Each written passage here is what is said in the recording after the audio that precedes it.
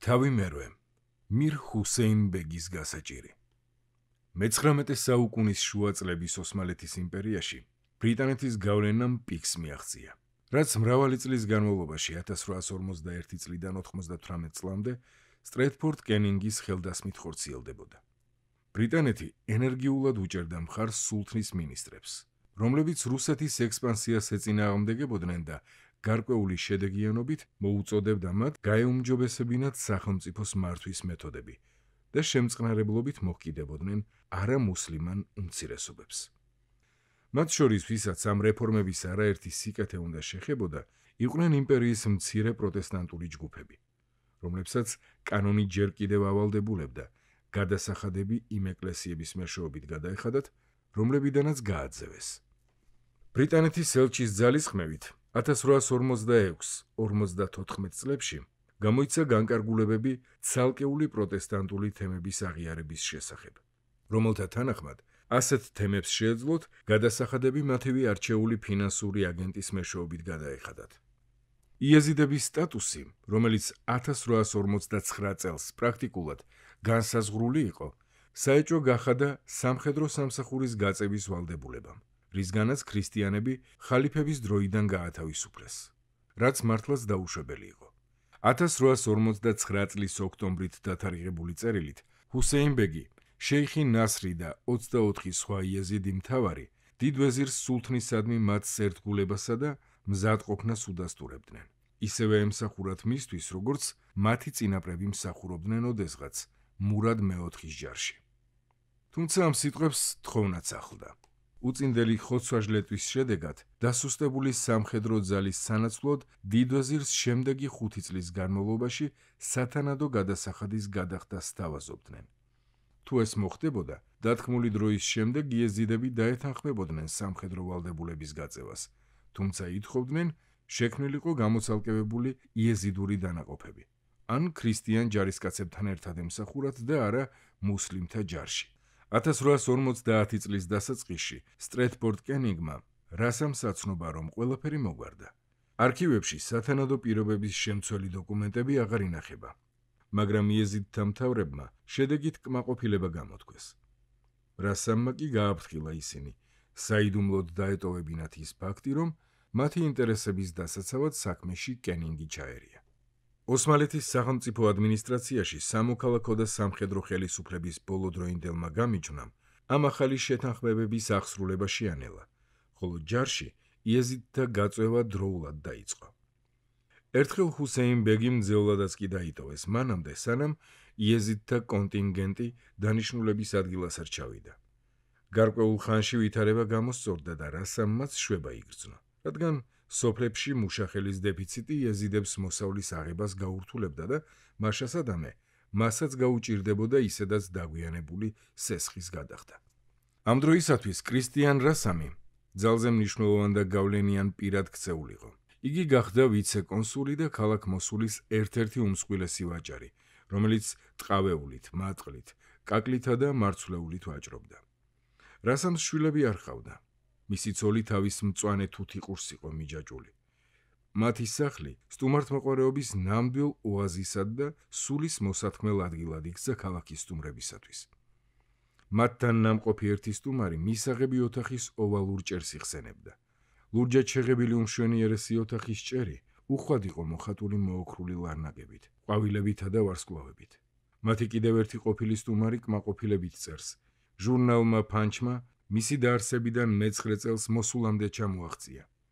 ლეიარდი კი აგრძელებდა გათხრებს ნიმრუდსა და კუიუნჯიკში, სადაც ასურეთის მეფეთა ცნობილი სამეფო ბიბლიოთეკა აღმოაჩინა, რომელიც ათასობით ცილინდრსა და თიხის ფირფიტას შეიცავდა. 1850 წლის გაზაფხულზე ხაბურის ხეობაში არქეოლოგიური მოგზაურობისას მან ხელახლა ინახულა ჯებელ სინჯარი, ყავალ იუსუფისა და კიდევ 3 იეზიდის თანხლებით. ბელეთ სინჯარში ერთ ოსმალო მეთაურს შეხვედრია. ლამის გამოკეტილს თავის ციხესიმაგრეში ნახევრად მშიერი ალბანელების გარნიზონით. ტომის მეთაურებმა კი კანონიერება კვლავ დაივიწყეს და ერთმანეთთან ომები განაახლეს. ისა, მიჰირკანის მეთაური, ლეიარდმა დაარწმუნა მეზობელი ტომის ხალხთან მტრობაზე ხელი აეღო. მანაც დაუვიწყარი დახვედრა მოუწყო სტუმრებს და ლეღვის უცნაურად დაგრეხილი ჩირით გაუმასპინძლდა, რომლისგანაც იქაურებს ასევე უცნაური ფიგურები მოეწნათ. კითხველს ეხსომება ასეთივე საინტერესო ნახელავმა რა საგონებელში ჩააგდო თაიარა ფაშა 1846 წელს. 1850 წლის ივლისში ლეიარდი მარშიმუნს ეწვია, რომელიც ცოტა ხნით ადრე აღედგინათ უწინდელ თანამდებობაზე ურმიის ამერიკულ მისიაში მისი დევნილობის შემდეგ. პატრიარქი ყველა უბედურებაში ამერიკელებს ადანაშაულებდა, ანგლიკანურ ეკლესიას კი უზომოდ ემადლიერებოდა. ზამთრის თვეები ლეიარდმა ბაბილონის ნანგრევების შესწავლას მოანდომა. შემდეგ კი 1851 წლის აპრილში მოსულიდან ინგლისში გაემგზავრა.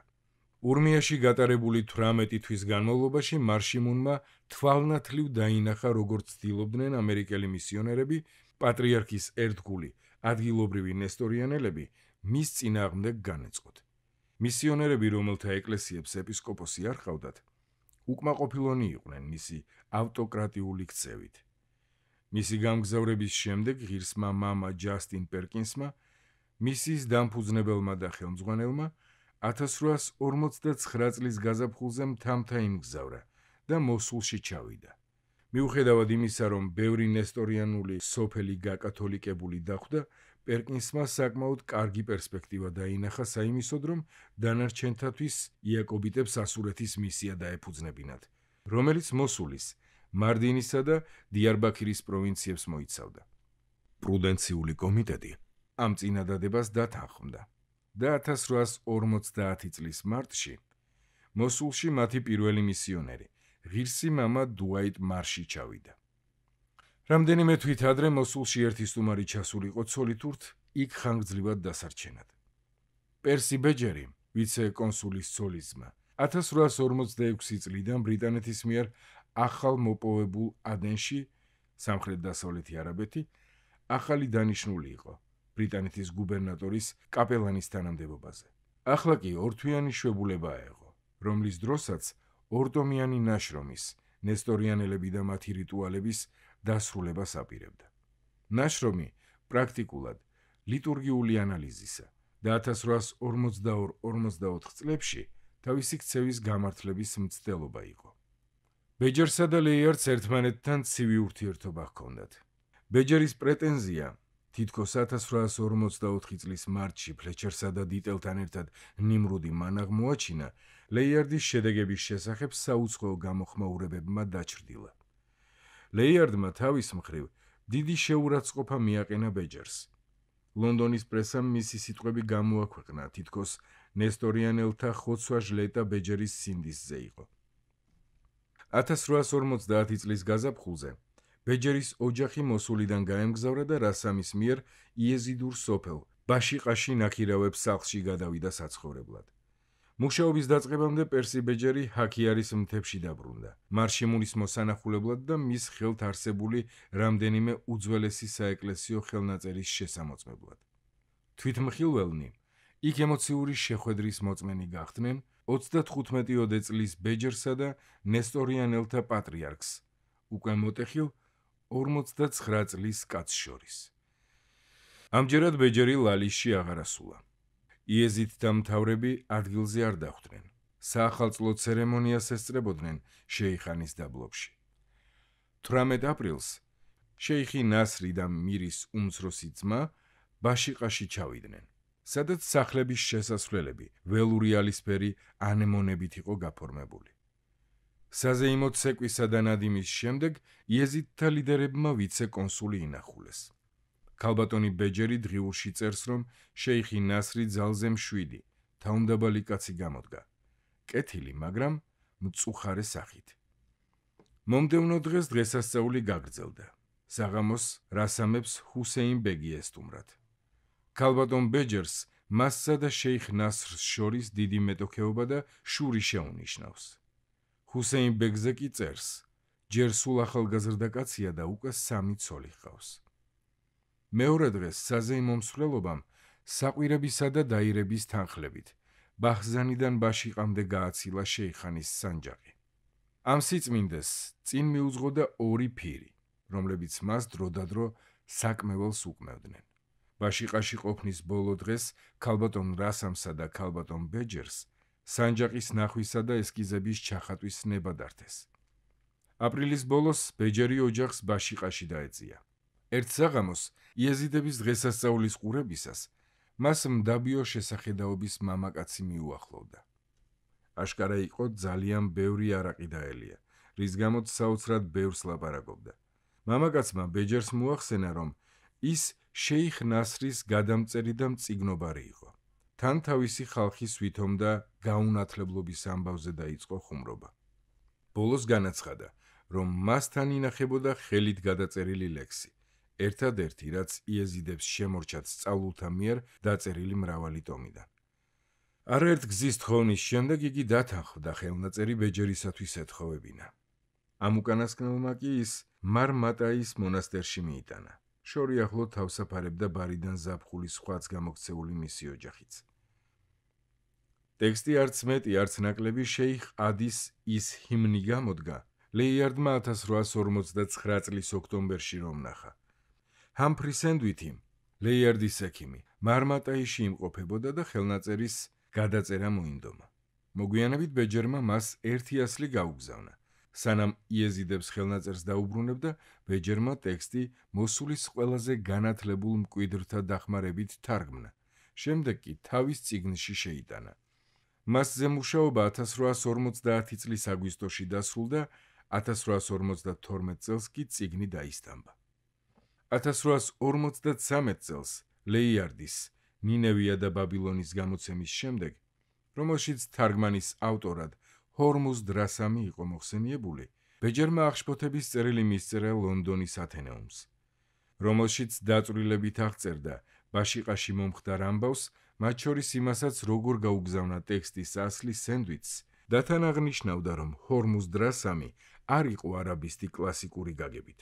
იქვე ფრთხილად დასცენდა, რომ არადანაშაულებდა ლეიარდს პლაგიატში, მაგრამ აღნიშნავდა, მიუხედავად ამისა, რამდენიმე სტრიქონის თარგმანს თუ არ ჩავთვლით, ამ ორ ვერსიას შორის საოცარი მსგავსებაა. გასცა თუ არა ლეიარდმა პასუხი, ჩვენთვის უცნობია. 1850 წლის მაისში კრისტიან რასამს, რომლის საკონსულო ეგვიპტეში, ახლა ბეჯერს, ახალ ამერიკულ მისიასა და ზოგ შემთხვევაში მის ებრაელებს შორის ქრისტიანობის გამავრცელებელთა ლონდონის საზოგადოების წარმომადგენლებს იცავდა, ორი შუამავალი ეწვია ძველი სამსახურიდან, საეკლესიო მისიონერული საზოგადოებიდან. ღირსი მამა ჯონ ბოუენი, ერთობ მონდომებული სასულიერო პირი, რომელმაც ონტარიოში ფერმერობას თავი დაანება, რათა ეკლესიისათვის ემსახურა, და მისი ბავარიელი თანაშემწე, საერო პირი კარლ სანდრეცკი, რომელიც შემდგომ თავისი ვრცელი დღიურებით გახდა ცნობილი. მათი მოგზაურობა ბოუენის მიერ დაფინანსებული პროექტის ნაწილი იყო. პროექტის მიმდინარეობისას უნდა გამოეკვლიათ, თუ რა პერსპექტივები ჰქონდა შუა აღმოსავლეთში საეკლესიო მისიონერულ საზოგადოებას, რომელსაც მარშიმუნმა დახმარების თხოვნით მიმართა. მათი ჩამოსვლიდან მალევე ბოუენი ჩრდილოეთით, ერზრუმისა და ურმიისაკენ დაიძრა, ხოლო სანდრეცკიმ ზაფხული მოსულში გაატარა და 1000 წვრილმანს იწერდა რასამზე და მის მეუღლეზე, ლეიარდზე, ბეჯერებზე, მარშზე და სხვებზე. ივლისში მოსულიდან გაემგზავრა და ურმიაში ბოუენს შეუერთდა. სექტემბერში ორმა მისიონერმა ინახულა მარშიმუნი. წლებისა და მტრებისგან გამწარებული პატრიარქი სიღატაკეში ცხოვრობდა. იგი უზომოდ ემადლიერებოდა ბოუენს, რომელმაც ცხენი აჩუქა, რადგან საკუთარი არ ჰყავდა. მარშიმუნმა მათ უბრალო საპატრიარქო ეკლესია დაათვალიერებინა, სადაც სანდრეცკიზე დიდი შთაბეჭდილება მოახდინა იეზიდური სანჯაყის ფორმის სასანთლის ნახვამ, მაგრამ ამის შესახებ კითხვის დასმა მოერიდა. მოსულის გზაზე შემდგარმა ბოუენმა და სანდრეცკიმ ლალიში მოინახულეს, ღამე კი შეიხ ნასრთან გაატარეს ესიანში. ლეიარდის თანამგზავრი ყავალ იუსუფი მათთვის თარჯიმნობდა. მათი ერთ-ერთი კითხვის პასუხად შეიხმა ნასრმა განაცხადა, ან მათ გაიგეს ასე, რომ შეიხ ადის მავზოლეუმი 1803 წლის იყო. სანდრეცკი ადრე აღფრთოვანებული დარჩენილა ადგილობრივი იეზიდების სიყოჩაღითა და სისუფთავის მაღალი სტანდარტებით სოფელ ბაშიყაში და თავის დღიურს გაანდო, სწორედ აქ სიამოვნებით ვიქადაგებდი სახარებასო. მის სურვილს ასრულება არ ეწერა. სანდრეცკიმ სასულიერო კარიერის დარჩენილი დრო პალესტინაში გაატარა. იქ, სადაც ბოუენის შეგონებით საეკლესიო სამისიონერო საზოგადოებამ მისია დააარსა, ხოლო ნესტორიანელები ამერიკელთა ამარა დატოვა. რაკი ინგლისურენოვანი ეკლესიის წარმომადგენლებმა ასე გააწმილეს, მარშიმუნმა რუსებთან სცადა კონტაქტების ძიება. ახალმა ამერიკულმა მისიამ მოსულში იაკობიტებთან დაიწყო მუშაობა. ეს საზოგადოება თავდაპირველად ეპისკოპალური ეკლესიის სამრევლოდ იყო ჩაფიქრებული. საუზგეიტი და ბეჯერი დიდხანს ეთათბირნენ მათ მაფრიანს. ეს მეორე უმაღლესი წოდებაა სირიის მართლმადიდებლური ეკლესიის იერარქიაში. მაგრამ ბევრს ვერაფერს მიაღწიეს. 1853 წელს გრანტმა და მისმა კოლეგებმა, რომლებიც მოსულში იზამთრებდნენ მას შემდეგ, რაც მათი მთის მისია ჩაიშალა, იაკობიტებთან გააგრძელეს მუშაობა. მაგრამ გავიდა სულ რამდენიმე თვე და გადარჩენილი მისიონერები უკან გაიწვიეს. 6 წლის შემდეგ პერკინსმა შეიტყო, რომ მათ მიერ მოქცეული სამოციოდე პირი, ძირითადად იაკობიტები, ზოგიერთი ყოფილი კათოლიკე, რეგულარულად იკრიბებოდა საღვთო წერილის წასაკითხად. ერთ-ერთმა მათგანმა, ძალზე საინტერესო გონიერმა ახალგაზრდამ, იმდენად დიდი შთაბეჭდილება მოახდინა პერკინსზე, მოსულში მისი 10 დღიანი ყოფნისას, რომ ურმიაში წაიყვანა, რათა მისიონერად აღეზარდა. იერემია შამირი, რომლის ხანგრძლივი სიცოცხლე იეზიდთა ისტორიის მრავალ ასპექტს უკავშირდებოდა. 1821 წლის 13 ივლისს ყარა-იმ-ლაისში, მოსულიდან აღმოსავლეთით 15 კილომეტრით დაშორებულ სოფელში დაიბადა.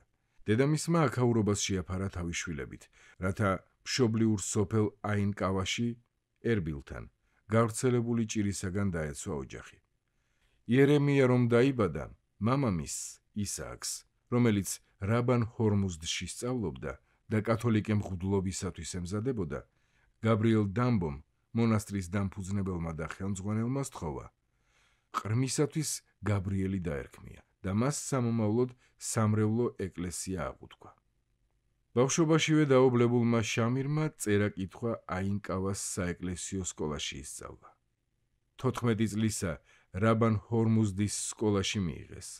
იქაური ბერები ჯერაც წინა წელს სორანელი ქურთების მიერ მოკლულ გაბრიელ დამბოს დასტიროდნენ და გადაწყვიტეს ბიჭისათვის სახელი გამოეცვალათ და იერემია ეწოდებინათ. შამირმა შესანიშნავად იცოდა თურქული და ქურთული ენები. სკოლაში შეისწავლა სირიული და არაბული, გარკვეულ დონემდე იტალიურიც. 8 წლის შემდეგ იგი შამასად, დიაკვნად დაინიშნა. თან შესაწირავის შეგროვება და საკრალური მორთულობების მოვლა პატრონობა დაევალა. 1846 წელს სულიერმა კრიზისმა შეარყია იერემიას უდრტვირმელი ცხოვრება და სამომავლო პერსპექტივებიც. მონასტერმა იგი მოსულში გააგზავნა, ეჟენ ბორეს მიერ დაარსებული კათოლიკური სკოლის მასწავლებლად. აქ ყოფნისას იგი შეხვდა ადამიანებს, რომელთაც კარგად ახსოვდათ, ან სულაც ესწრებოდნენ ეიზეჰელ გრანტისა და მისი კოლეგების შეხვედრებს. რაბან ჰორმუზდში დაბრუნებულმა ფარულად დაიწყო ბიბლიის იმ ტექსტების შედარება, რომელთაც ერთი მხრივ მისიონერები იყენებდნენ, მეორე მხრივ ბერები. იერემიას რწმენა შეერყა და მოძღვარს შეატყობინა, რომ მღვდლობა გადაიფიქრა. როცა სამთვიანი მკაცრი სინანულისაკენ მოუწოდეს, მონასტრიდან გაიქცა და მოსულს მიაშურა, სადაც ბრიტანეთის ვიცე-კონსულს სთხოვა დახმარება. რასამი, რომელიც ოდესღაც კათოლიკური საეკლესიო კარიერისათვის ემზადებოდა, დაუმეგობრდა იერემიას და მასწავლებლად მოაწყო მოსულის იაკობიტების სკოლაში. იერემია შამირი, რომლის ცხოვრებისეული გზა ჯერჯერობით ძალზე საინტერესოდ იმეორებდა რასამის გამოცდილებას, სამიოდე თვის დაქორწინებული იქნებოდა, როდესაც ჯასტინ პერკინსის გაცნობით ახალი პერსპექტივა გაუჩნდა. ურმიისაკენ მოგზაურობა მცირე უხერხულობით დაიწყო. პერკინს რაბან ჰორმუზდის მონასტრის მონახულება ჰქონდა ჩაფიქრებული, მაგრამ მთას რომ მიუახლოვდნენ, წინამძღვრის შიკრიკმა, რომელმაც იერემია იცნო, განაცხადა, რომ შამირი იქ უნდა დარჩენილიყო. მოგვიანებით იერემიამ სასარგებლო დიპლომატიური უნარები გამოავლინა ჰაქიარის მთიელებთან ურთიერთობისას. შამირი 1 წლით დარჩა ურმიაში, სადაც ინგლისური და ებრაული ისწავლა და სულიერადაც გაძლიერდა მისიის წევრებთან შეხვედრების წყალობით. 1850 წელს იგი მოსულში დაბრუნდა, სადაც მისი პიროვნების ცვლილებამ საოცარი შთაბეჭდილება მოახდინა ყველაზე, ვინც მას ადრე იცნობდა. შამირს ახალჩამოსული დუაიტ მარშის ხელმძღვანელობით დაევალა ქადაგება. მისი კოლეგა ღირსი მამა ფრედერიკ უილიამსი 1851 წელს შეუერთდა მას. მესამე მისიონერმა მოსულში 1852 წლის მაისში ჩააღწია ჰენრი ლობდელი, ამჰერსტის კოლეჯის, ობურნის სასულიერო სემინარიისა და იელის სამედიცინო სკოლის კურსდამთავრებული. 25 წლის იყო, როდესაც მეუღლესა და 1 წლის ქალიშვილთან ერთად ჩავიდა ქალაქში. იგი იყო ტანმაღალი, ოდნავ მოხრილი და როგორც იმდროინდელი სტუდენტების უმეტესობა ძალიან ფერმკრთალი და გამხდარი, მაგრამ დაუღალავი და ენერგიული. მარში მასზე ამბობდა, ისეთია თითქოს ცხენს მიაჭენებსო. დაიბადა ღარიბ ოჯახში, მამამისი დამბერიში, კონექტიკუტის შტატში სავარცხლებს აწარმოებდა. თუმცა შვილს სკოლა და კოლეჯი დაამთავრებინა, სადაც ლობდელმა წაიკითხა გიბონი, გოეთე, შექსპირი. ერთხელ ნიუ-იორკ მეგაზინში ჯეფრი ჩოსერის შესახებ დაწერილი ესეიც დაუბეჭდეს. გადაწყვეტილება საეკლესიო კარიერის დაწყების შესახებ ხანგრძლივი სასულიერო ტანჯვის შედეგად მიიღო. მაგრამ როგორც მისიონერი და ექიმი, იგი ენთუზიაზმს, თავდაჯერებულობასა და სითბოს ასხივებდა. ენერგიულმა ლობდელმა იერემია შამირში მონათესავე სული დაინახა, როცა ერთად მოგზაურობდნენ ნინევის დაბლობის სოფლებში. 1854 წელს, როდესაც მოსულში პროტესტანტები ოფიციალურად აღიარეს როგორც დამოუკიდებელი თემი, ყოფილი დიაკვანი მათ ფისკალურ აგენტად დაინიშნა. 1852 წლის ოქტომბერში რასამმა მისიონერთა ოჯახები იეზიდთა შემოდგომის დღესასწაულზე მიიწვია. სტუმართა ჯგუფში, რომელსაც ვიცე-კონსული და მატილდა რასამი ხელმძღვანელობდნენ, იყვნენ ლობდელი, მისი ცოლ-შვილი, უილიამსის ცოლი და ჩვილი ქალიშვილი. ბაადრის რომ მიუახლოვდნენ, კრისტიან რასამმა ჯგუფს გაუსწრო, რათა ღამის სათევად ოთახები გაემზადებინა. სტუმრებს მირ ჰუსეინ ბეგი შეეგება და ყავალი სივოქი წარუდგინა, რომელიც თან ახლდა კოლეგას იუსუფს 1859 წლის სტამბოლის დელეგაციაში. მაშინ ყმაწვილი ბრიტანეთის საელჩოში თითქმის 1 წელიწადს დარჩა და რამდენიმე მეჯლისსა და მიღებას დაესწრო. ყავალი იხსენებდა, რომ ერთ-ერთ ამ წვეულებაზე მის ცოლს ლედი კენინგის ნაჩუქარი აბრეშუმის კაბა ეცვა, რომელიც ყელის არეში იეზიდთა ტრადიციული ჩაცმულობის წრიულ ელემენტებს იმეორებდა. მეორე დილით ჰუსეინ ბეგი და ყავალი რასამსა და ლობდელს შეუერთდნენ რაბან ჰორმუზდის მონასტრის მოსანახულებლად. მირს 10 ხელქვეითი გაჰყვა, გრძელი შუბებით, ხანჯლებიანი სარტყლებით, ფერადი ყელსახვევებითა და თეთრი მოსასხამებით. მათი ცხენების თავებსა და მკერდს ჭრელი მოსართავები ამშვენებდა. ლალიშისაკენ მიმავალ გზაში ისინი მომლოცველთა ჯგუფს შეხვდნენ. ყველას თეთრი სამოსი ეცვა. ზოგი ვირებზე იჯდა, მხრებზე ან თავებზე ჭურჭელი ედგათ. დანარჩენები მხიარულად მოძდევდნენ ფეხით, უხვად შეიარაღებულები, პისტოლეტებითა თუ სხვა იარაღით, ზოგსაც ხელში ბავშვები ეჭირა. მონასტრის წინამძღვარმა, რომელსაც ამადიის ალყა გამოეარა, მათ ბერების საკნები, პატრიარქების სამარხები და სამლოცველო აჩვენა. ჰენრი ობდელმა კედელზე თავისი სახელი ამოაჭდო. კლაუდიუს რიჩის, ჰენრი ლეიარდისა და ჯასტინ პერკინსის სახელებთან ერთად. წინამძღვარმა ეშმაკურად ჩაუკრა მათ თვალი, როდესაც ბერმა დააკმაყოფილა ჰუსეინ ბეგის თხოვნა. ცოტაოდენი მიწა მიეცა მისთვის რაბან ჰორმუზდის საფლავიდან, რომელსაც მათი ცნობით სიცხის დამწევი თვისებები ჰქონდა. შემდეგ იგი სტუმრებს სენაკისაკენ გაუძღვა. ლობდელი ერთგან აღნიშნავს, რომ მათ ჯგუფს წარმოადგენდნენ 1 ქალდეველი, 2 იეზიდი, კათოლიკე ანგლიკანი და კონგრეგაციონისტი. სენაკში, ვახშამზე, მათ ქათმით, ბრინჯით, ყურძნით, კიტრითა და ლეღვით გაუმასპინძლდნენ, რასაც არაჩვეულებრივ ღვინოს აყოლებდნენ. ლობდელი, რომელიც ამჰერსტის სასმლის საწინააღმდეგო საზოგადოების წევრი იყო და კატეგორიულად ეწინააღმდეგებოდა მაგარ სასმელს, ოპიუმსა და თამბაქოს, თავად ღვინოს არ სვამდა, მაგრამ შენიშნა, რომ ჰუსეინ ბეის რამდენიმე ჭიქაზე უარი არ უთქვამს, ხოლო სივოქს გამოცხადებია, რომ ღვინის წითელი ფერი ბრენდის ახსენებდა, რომლის 2 ბოთლსაც ინგლისის ელჩი სადილობისას ყოველდღიურად ახვედრებდა სტამბოლში. კულტურული მრავალფეროვნება, რომლითაც ლობდელი რაბან ჰორმუზდის მონასტერში ტკბებოდა, მომდევნო კვირადღეს ბაადრიში, ეპისკოპალურ ეკლესიაში გამართულმა წირვამ და ქადაგებამ დააგვირგვინა. მზის ჩასვლამდე საფრანგეთის კონსული, არქეოლოგი ვიქტორ პლასი, მოსულიდან თავის ჯგუფთან ერთად ჩამოვიდა და არც უყოყმანია, ისე დაეწაფა ჩვენი მასპინძლის არახს. ადგილობრივთა ცეკვასა და მუსიკას ანგლო-ამერიკული საეკლესიო საგალობლები მოჰყვა. ჩვენ კი თიხით ნაშენებ ჩვენს ოთახებს მივაშურეთ დასასვენებლად. ლობდელი წერს, რომ მეორე დილით მსვლელობა ბაადრიდან შეიხ ადის ტაძრისაკენ დაიძრა. მის მონაწილეებს ვერცხლის მოჭედილი ხანჯლები და ხვლები ჰქონდათ. მჭიდრო წითელი სამოსი და ოქრომ კედით ნაქარგი ჟილეტები ეცვათ. სტუმრები ბოლომდე ესწრებოდნენ ლალიშის ცერემონიას და ლეიარდის ანგარიშის უტყვარობაში თავადვე დარწმუნდნენ. სანამ რასამი, რომელსაც ხალხი ისეთივე პატივისცემით ეპყრობა, როგორითაც შეიხთა შორის უწმინდეს, იეზიდთა მთავრებს ელაპარაკებოდა, ლობდელების ოჯახი შეიხ ნასრთან მიიპატიჟეს და მის სამ ფართოპირისახიან ცოლს წარუდგინეს. შეიხმა, რომელსაც საოცრად სათნო და სასიამოვნო სახე ჰქონდა, მათ უამბო, რომ წიგნები, რომლებიც მის ტომს ეკუთვნოდა, მასთან ინახებოდა. შემდეგ ლობდელს ერთი ადამიანი დაანახვეს.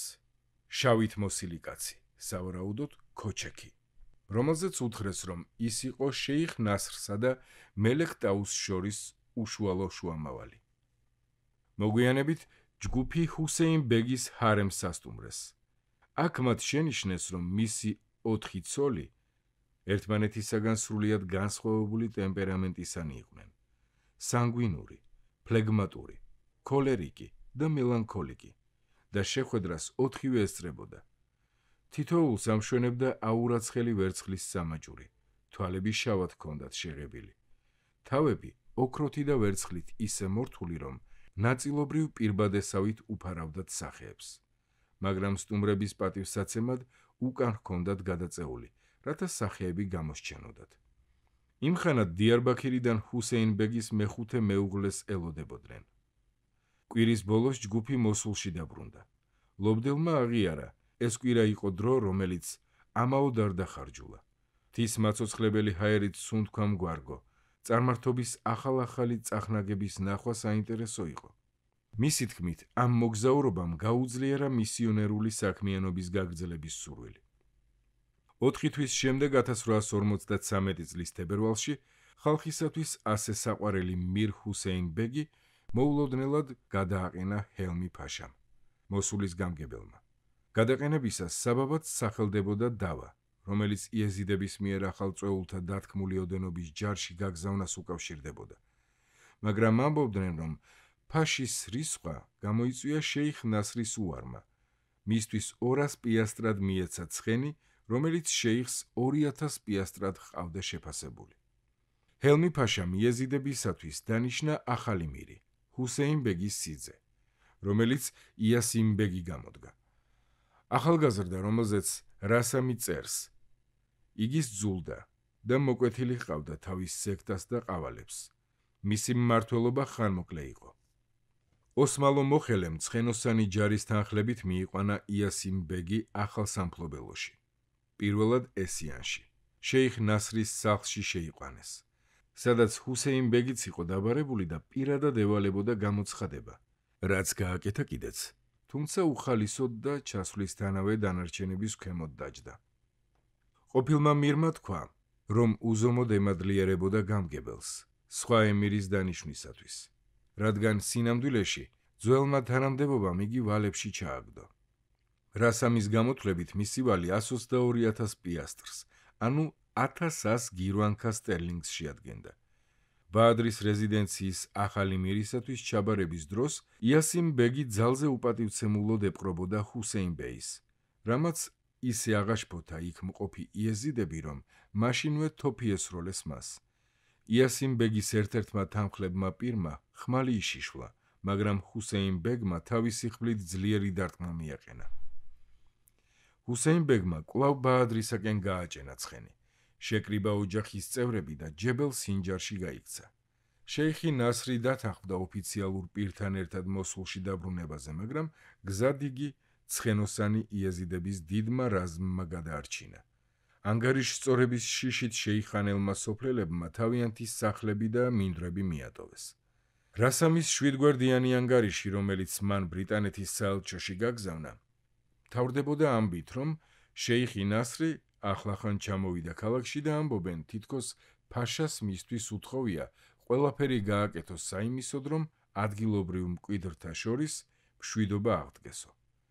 ვიცე-კონსულმა მომხდარში გუბერნატორი დაადანაშაულა. მისი თქმით, ამ უკანასკნელმა თავისი უგუნურებით გაიფუჭა ურთიერთობა მოსულის ცნობილ ოჯახებთან, რომლებიც ღრმად არიან დამწუხრებულნი ამ ამბებით და დედაქალაქში ანგარიშის გაგზავნას აპირებდნენ, რომელშიც მის საქციელს სათანადოდ შეაფასებდნენ. ახლა ქონებრივ ინტერესებსაც დაემუქრა საფრთხე. რასამმა ცოტა ხნის წინ ხელი მოაწერა ჰუსეინ ბეგთან შეთანხმებას მარცვლეულის გასაღების შესახებ და ბაადრისთან ახალი ბეღელი ააშენა. მირის გაქცევამ და სოფლებიდან გლეხთა გადასახლებამ ამ ინვესტიციას მართლაც შეუქმნა საფრთხე სწორედ იმ დროს, როდესაც მარცვლეულის ფასები იზრდებოდა რუსეთთან მოსალოდნელი ომის გამო. ვიცე-კონსულის შეშფოთებას 1853 წლის აპრილში გამოეცალა საფუძველი, როდესაც გუბერნატორმა მას იეზიდების მოსავლის აღების უფლება მისცა. ჰუსეინ ბეგის პატიებას უფრო მეტი დრო დასჭირდა. ივნისში ჰელმი ფაშამ არ გაითვალისწინა მისი მთავრობის მოთხოვნა, საზღვრები ჯარს დაეცვა და ლაშქრობა წამოეწყო 600 მსროლელის, 300 ცხენოსანისა და 150 არტილერისტის სამი ქვემეხით სინჯარაში გადასახადების აკრებისა და ჰუსეინ ბეგის ხელში ჩაგდების ბრძანებით. ამ ძალისხმევის ფინანსური შედეგი უცნობია, მაგრამ 15 ივნისს დოქტორმა ლობდელმა, რომელიც იერემია შამირთან ერთად მოსულიდან ურმიაში მიმავალ გზაზე იდგა ზაბის მარჯვენა სანაპიროზე, თავადვე იხილა, როგორ გადარბოდა მისი ყოფილი მასპინძელი მდინარის გადაღმა ნაპირზე. შემდეგ კი სამხრეთისაკენ გაემართა, რათა თავშესაფარი ადიაბენეს თაისტომის არაბებს შორის ეძებნა. საბოლოოდ ჰუსეინ ბეგმა აღიდგინა თავისი პოზიცია, მაგრამ მისი რეაბილიტაციის დეტალები ცნობილი არ არის. კრისტიან რასამისა და ვიქტორ პლასის ერთად გამოჩენა იეზიდთა დღესასწაულზე შემთხვევითი არ ყოფილა. ერთი დედოფალ ვიქტორიას წარმოადგენდა, ჩეზნის სპონსორის ძმისშვილს, მეორე ნაპოლეონ მესამის, დიდი იმპერატორის ძმისშვილის მიერ იყო აკრედიტებული.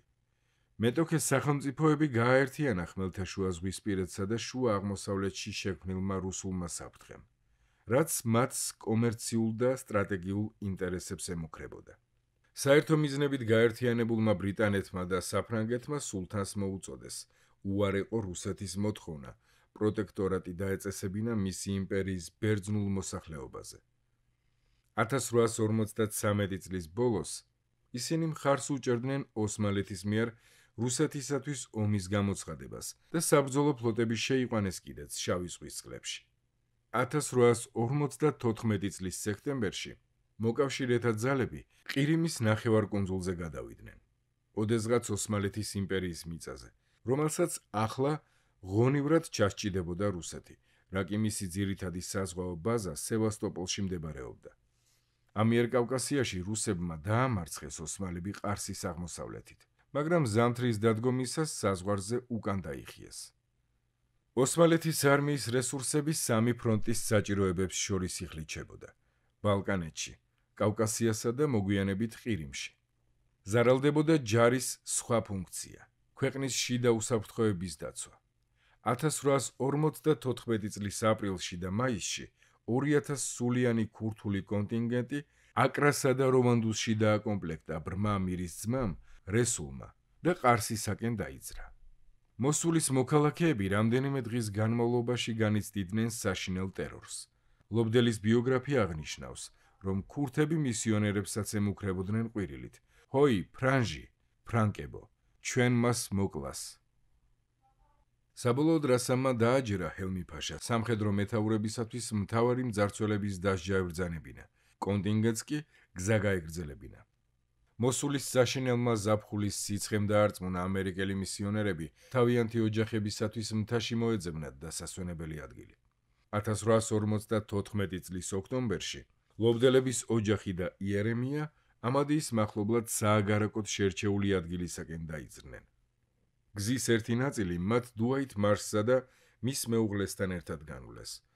ლობდელის დღიურში ვკითხულობთ, რომ 5 ოქტომბერს ყველანი ლალიშს ეწვივნენ, სადაც დაგეროტიპზე გადაიღეს შეიხი ნასრი და ჰუსეინ ბეგი, რომლებიც, როგორც ყოველთვის, იეზიდების შემოდგომის დღესასწაულს უძღვებოდნენ. უკან დაბრუნებული მარში იხსენებდა: ექიმმა გზა განაგრძო, ჩვენ უკან მივყევით. ცოტა ხანში მდინარის მორევზე გადაკიდებული ფერდობი გავიარეთ და მაშინ მოვკარით სწორედ მას თვალი. კლდის ძირას ლოძზე იჯდა და მინერალებს ამსხვრევდა. მისი საყვარელი ცხენი შუაგულ მდინარეში იდგა, კმაყოფილი.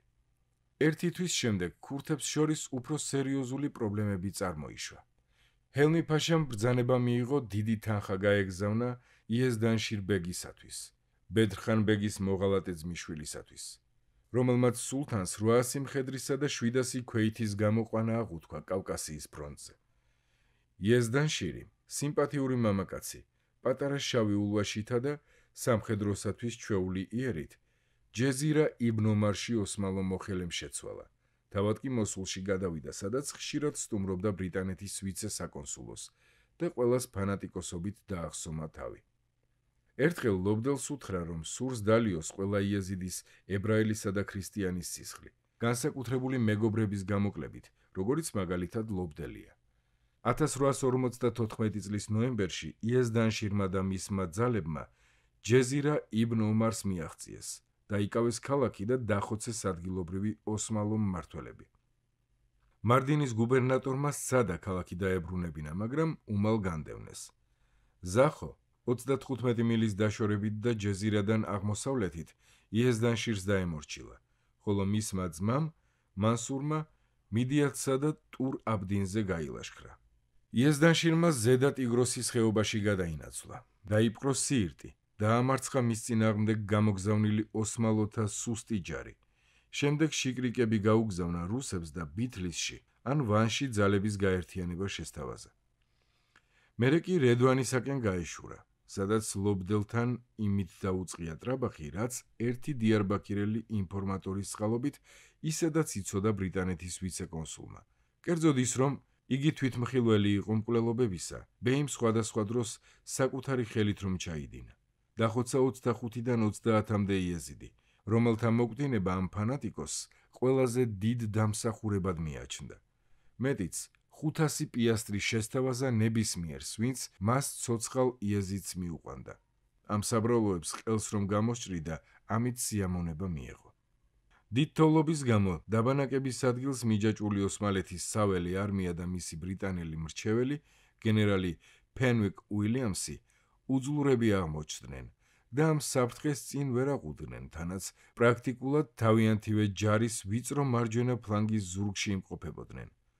რუსები ცუდად იყვნენ ინფორმირებულნი ქურთისტანში მიმდინარე მოვლენების შესახებ და ზამთრის შტაბ-ბინებში რჩებოდნენ. მაგრამ თავისი ტრიუმფის მომენტში იეზდანშირს სამხრეთისაკენ დაძვრა მოუხდა, რათა ბაღდადისა და მოსულის გამგებელთა ახალ შეტევას გამკლავებოდა. ჯარების ერთ კოლონას რეშიდ ფაშა მეთაურობდა, ბაღდადის სათვალიანი გამგებელი, რომელიც ამტკიცებდა, რომ მას პირადად დანებდა ბედრხან ბეგი. ამ ჯარმა ჯეზირა იბნ ომარს 1855 წლის თებერვალში მიაღწია. ჰელმი-ფაშამ ძალის ხმევა არ დაიშურა კიდევ ერთი სამხედრო დანაყოფის შესაქმნელად, რომელშიც 2000 იეზიდი მხედარი შედიოდა მირ ჰუსეინ ბეგის მეთაურობით. ამ უკანასკნელს იეზდანშირი გამგებელზე უარეს მტრად მიაჩნდა, რასამმა კმაყოფილებით შეატყობინა ბრიტანელებს, რომ იეზიდებმა დაამარცხეს აჯანყებულები ზახოს გარეთ, წინააღმდეგობის გარეშე შევიდნენ ქალაქში და ჰუსეინ ბეგმა ქალაქი აიღო მისი უდიდებულესობის სულთნის სახელით. მძიმე ბრძოლების შემდეგ ტიგროსის დასავლეთ სანაპიროზე ბაღდადიდან გამოგზავნილმა ჯარმა ჯეზირა იბნომარი დაიკავა. იეზდანშირმა და მისმა ძმამ მთის ციხესიმაგრეს შეაფარეს თავი. რეშიდ ფაშა და მისი ჯარები საბოლოო თავდასხმისათვის ემზადებოდნენ, მაგრამ ამბოხება უეცრად დამთავრდა. 1855 წლის მარტის დასაწყისში მატილდა რასამმა საკონსულოს დრაგომანი თარჯიმანი გააგზავნა მოსულის სანაპირო ზოლისაკენ, სადაც მცირე ხნით ადრე ადამიანთა ჯგუფმა ადიდებული ტიგროსი გადალახა. ჯგუფში შედიოდნენ იეზდანშირ ბეგი, მისი ძმა და მათი 15 მხარდამჭერი. თან ახლდათ ოსმალეთის არმიის ოფიცერი, ბრიტანეთისა და საფრანგეთის მთავრობების სახელით გენერალ უილიამსის მიერ გაცემული დამცავი დოკუმენტით. ჰელმი ფაშას ჯარისკაცებმა სცადეს მათი დაკავება, მაგრამ 4 საათიანი დაპირისპირების შემდეგ დრაგომანს ნება დართეს ქურთები ბრიტანეთის ვიცე-საკონსულოში წაეყვანა. იეზდანშირი იქ 5 თვით დარჩა. სანამ საელჩოს მითითებები მოვიდო და იგი უნდა გადასცემოდა ქალაქის გამგებელს, რომელსაც სტამბოლში მისი გაგზავნა უბრძანებია. იეზდანშირის დანებებასა და გადაცემაზე პასუხისმგებლობა მიეწერებოდა მოხერხებულ ვიცე-კონსულს, რომელიც სწორედ იმ დროს ჯეზირა იბნომარში იმყოფებოდა. მარშიმუნმა რუს კორესპონდენტს პოლკოვნიკ ხრეშჩატიცკის განუცხადა, რომ ქურთების ლიდერი რასამმა გააცურა. მოსულის გავლით მოგზაურ ბერლინელ პროფესორს გაეგო, რომ რასამი და იეზდანშირი წარსულში ერთად საქმიანობდნენ. სხვა მოხსენებაში ნათქვამია, რომ მან ეს დანებება 200,000 პიასტრის ქრთამის მიცემით გაახერხა. რასამი მართლაც მონაწილეობდა იეზდანშირთან მოლაპარაკებებში, მაგრამ სინამდვილეში ყველაზე მეტი დამსახურება ამ პროცესში გენერალ უილიამსის პოლონელ ოფიცერს მიუძღოდა, რომელმაც იეზდანშირს უსაფრთხოების გარანტია მისცა, დანებებულები ჩაიბარა და მოსულშიც თან გაჰყვა. როცა რასამი ქალაქში დაბრუნდა, ქურთებს უკვე ვიცე-საკონსულოსათვის შეეფარებინათ თავი. ყირიმში, სადაც იყო ომის ძირითადი სცენა, სულთნის ჯარებმა და მისმა ევროპელმა მოკავშირეებმა მძიმე ზამთარი გადაიტანეს და საბოლოო უპირატესობა მოიპოვეს.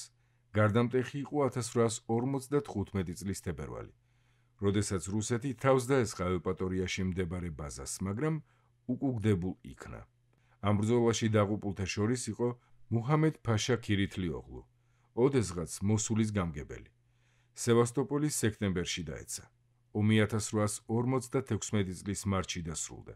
სამშვიდობო ხელშეკრულებას აღმოსავლეთ ანატოლიაში საზღვრები არ შეუცვლია. იეზიდების ისტორიაში ყირიმის ომის შემდგომი 20 წელიწადი მოვლენების მხრივ შედარებით ღარიბი იყო. გმირული ეპოქა დასასრულს უახლოვდებოდა. მე-19 საუკუნის პირველი ნახევრის თვალსაჩინო პიროვნებები სათითაოდ გადიოდნენ ისტორიული მოვლენების სცენიდან. სტრეტფორდ კენინგი 1858 წელს გადადგა დიპლომატიური სამსახურიდან. მან როგორც ელჩმა ერთ-ერთი ბოლო, რაც მოიმოქმედა, რასამს საყვედური გამოუცხადა კომერციული სასამართლოს იმ გადაწყვეტილების შესრულების შეფერხებისთვის, რომლის თანახმადაც მას ინჯე ბაირაქტარის მემკვიდრეებისათვის იმ 1 მილიონი პიასტრიდან მიღებული მოგება უნდა გადაეხადა, რომელიც ფაშამ ვიცე-კონსულს გადასცა 1853 წელს. კრისტიან რასამი 1867 წელს დაქვრივდა. შემდეგ ხელმეორედ იქორწინა, თუმცა ეს ქორწინება ბედნიერი ვერ გამოდგა. მოსულში თანამდებობას გარდაცვალებამდე ინარჩუნებდა 1872 წლის 30 მაისი.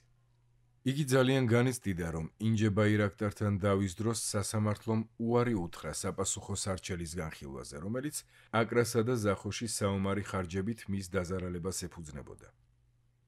თუმცა კერძო მოლაპარაკებებით შეძლო საქმის მოგვარება. ბაირაქტარის მემკვიდრეებს 750,000 პიასტრი გადაუხადა, 1/3 ნაღდი ფულით, ხოლო ნაშთი ნაწილ-ნაწილ.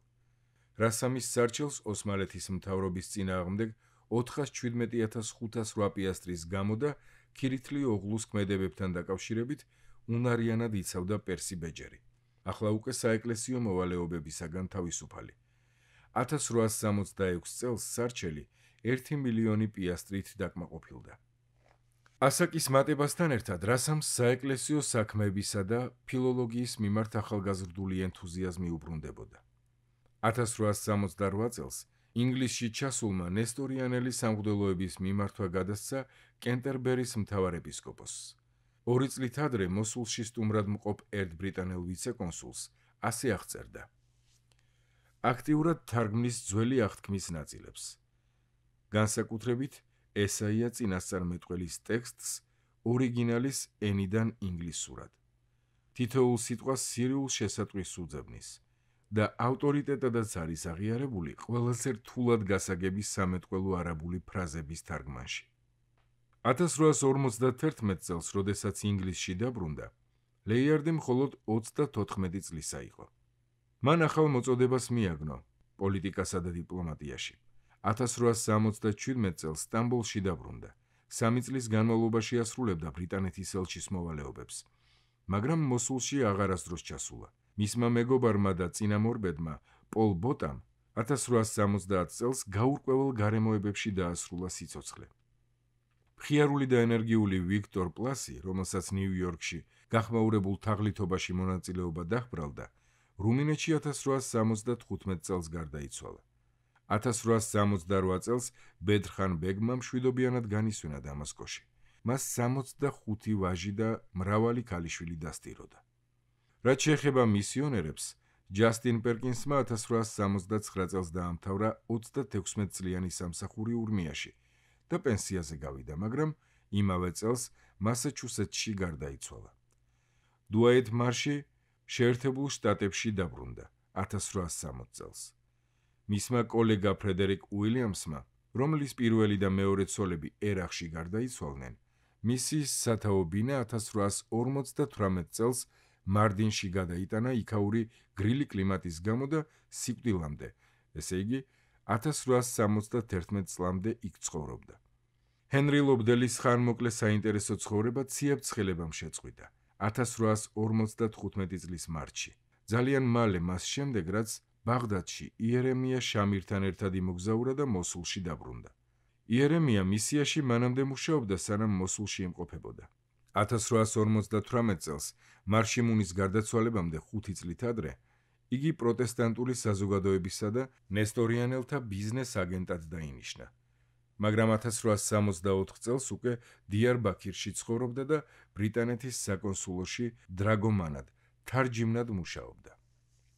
1868 წელს და შემდგომ 1870-ში ვანში ნესტორიანელთა ბიზნეს აგენტობის პერიოდში მან ბრიტანელებს შეატყობინა, რომ ახალი პატრიარქიც სიმონ მე-18 რეუბენი კავკასიის მთავარმართებლის, დიდი მთავრისა და იმპერატორის ძმის მიხაილ ნიკოლოზის ძის დახმარებას ეძებდა.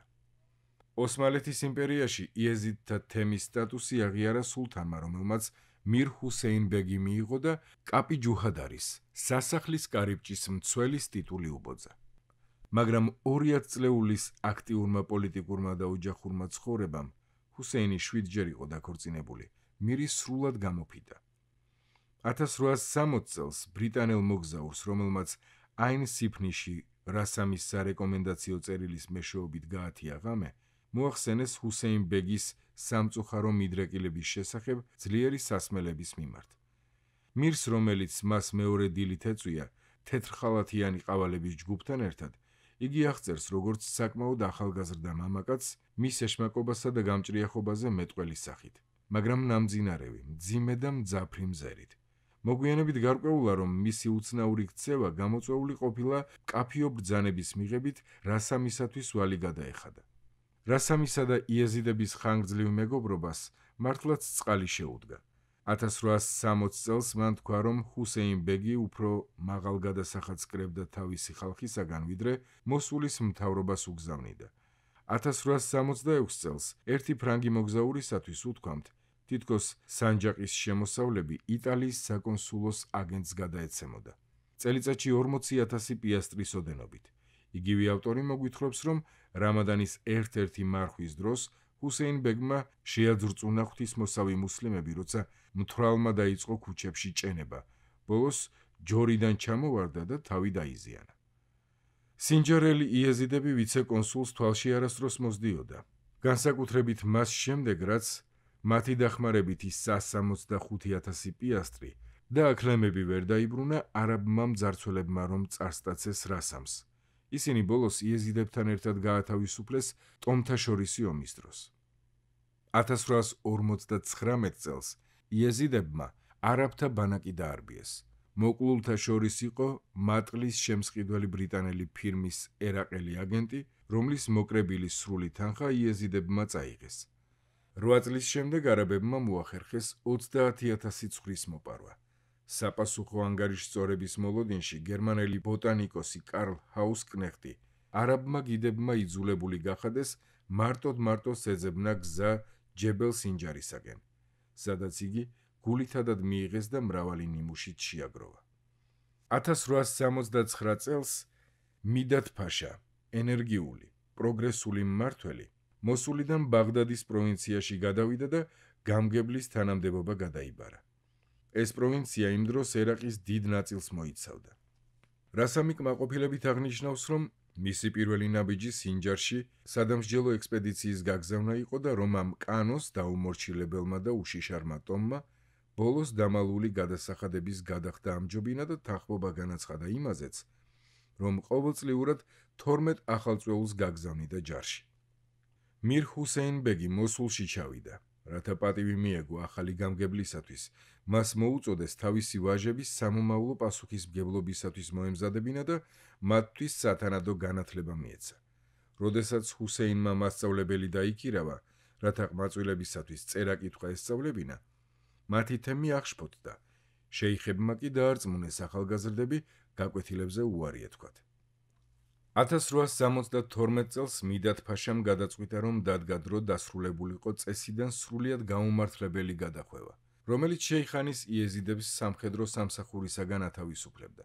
პოლკოვნიკი მუჰამედ თაჰირ ბეი, ბაღდადის საჯარისო კორპუსის შტაბის უფროსი, დააწინაურეს ფელდმარშლის წოდებით და მოსულში გაგზავნეს, რათა სამხედრო ვალდებულების ასაკის მამაკაცები აღეწერა.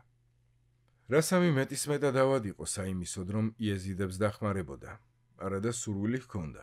ხელისუფლებასთან დაპირისპირება თავიდან აიცილა მითჰად ფაშას შეგონებით. მისმა მემკვიდრემ რაუფ ფაშამ იეზიდებს შესთავაზა განცხადება დაეწერათ, რომელშიც განსაკუთრებით აღნიშნავდნენ თავიანთი რელიგიური მრწამსისა და ოსმალეთის არმიაში სამსახურის შეუთავსებლობას. შეიხმა ნასრმა კარნახით დააწერინა ღია წერილი არაბულ, თურქულ და ფრანგულ ენებზე, რომელშიც პირველად განიმარტა იეზიდთა ქცევის ზოგადი კოდექსი. ამ დოკუმენტში, რომელსაც ზოგადად 1872 წლის პეტიციას უწოდებენ, ხელი მოაწერეს მირ ჰუსეინ ბეგმა, შეიხ ნასრმა და 15-მა შეიხანელმა მეთაურმა და რაუფ ფაშას 1873 წლის მარტში გაუგზავნეს.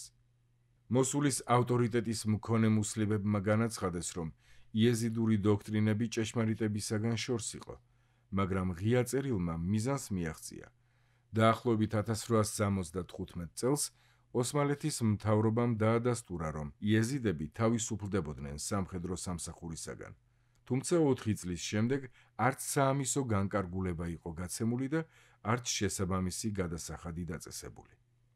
ჯებელ სინჯარი რამდენიმე წელიწადს მოსულის პროვინციას მოწყვეტილი და დეირ ეს-ზორის ოლქს დაქვემდებარებული, აჰმედ ბეის ადგილობრივი მოხელის სასტიკ მმართველობის უღელქვეშ იტანჯებოდა. ამ უკანასკნელმა მუსკორის ტომის მეთაური, ხელისუფლების მორჩილი სოფუქ აღა, მთის თავად დანიშნა. ტომები ერთმანეთში ბრძოლას განაგრძობდნენ.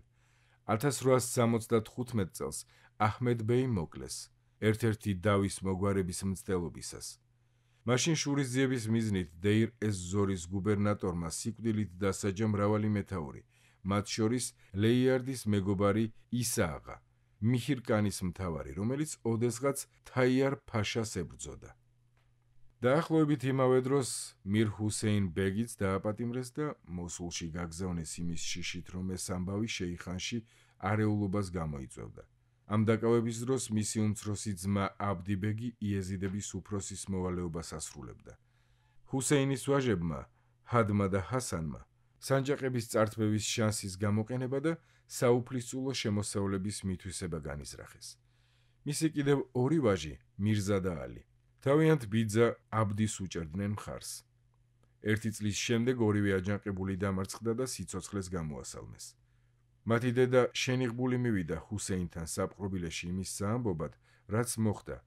ჰუსეინს უპასუხია: ჩემს შვილებს საამიროს დაპყრობა შეეძლოთ, სიცოცხლეს კი არ უნდა გამოთხოვებოდნენ.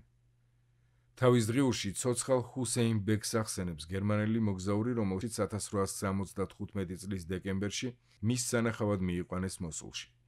ის ძველ ჩაბნელებულ სახლში შეიყვანეს, სადაც სტუმრებმა მირი დიდ გაუთბობელ ოთახში დაინახეს. იგი უკვე სასიკვდილო სარეცელზე იწვა. მათი საუბრის არანაირი ჩანაწერი არ არსებობს, მაგრამ მის თვალებში დანახულმა მღვრიე ბალღამმა დაარწმუნა დღიურის ავტორი, რომ სიმართლე იყო ის, რასაც ამბობდნენ. ჰუსეინ ბეგი, ოჯახის წევრებისა და თავისი ხალხის ღალატით გამწარებული ამ საშინელ სინამდვილესა და შიშს, რომ ერთხელაც მტრის ხელით მოკვდებოდა, სასმელსა და სხეულებრივ სიამოვნებაში გაურბოდა. სამწლიანი ტყვეობის შემდეგ ჰუსეინ ბეგი გაათავისუფლეს, მაგრამ უფლებამოსილება შეუმცირეს. მირს წაერთვა სიცოცხლისა და სიკვდილის მინიჭების ძალა. მის ნაცვლად ბაადრიში ოსმალო ადმინისტრატორი დაინიშნა, ხოლო სისხლის სამართლის საქმეებს ამიერიდან სასამართლო განიხილავდა. სმით მოტეხილი ჰუსეინ ბეგი 1879 წელს 50 წლისა გარდაიცვალა. ალი ბეგმა, უფროსმა ვაჟმა, მემკვიდრედ მესამე ვაჟი, მირზა ბეგი გაიხადა. მეორე ვაჟი ამას ვერ შეეგუა. დიდი დავის შემდეგ ორივე ძმა, სრულად შეიარაღებული, აინ სიფნის ზემოთ მდებარე მთაზე ავიდა და ქედს მიღმა გაუჩინარდა. ცოტა ხნის შემდეგ მირზა ბეგი მარტო დაბრუნდა და მირად დაასახელეს. თუმცა მუდამ ჰქონდა იმის შიში, თუ როგორ შეაფასებდა ოსმალეთის მთავრობა მომხდარს. ამიტომ სინჯარში გაემგზავრა, მაგრამ დანაშაულის გამოსასყიდ და დაწესებული თანხის გადახდის შემდეგ დაბრუნდა და მირი გახდა. ამ შუალედურ პერიოდში კი იეზიდებს აბდი ბეგი მართავდა, რომელსაც ერთგული შეიხი ნასრი ეხმარებოდა.